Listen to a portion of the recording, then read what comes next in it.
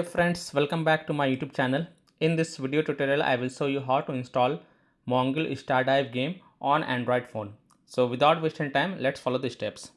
So open Play Store, tap on search for MONGIL Stardive and then tap on it. And here you will see the install button. So tap on install button. And then you can see that MONGIL Stardive game is getting installed on my Android phone. Now just wait for this installation to get complete. And once it is installed, click on play button.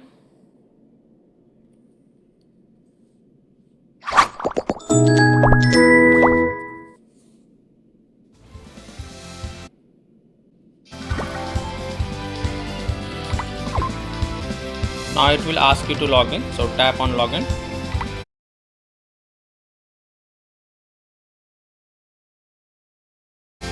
And then you can log in with email, log in with Apple, log in with Google, or log in with Facebook. So you can select any of the option to log in.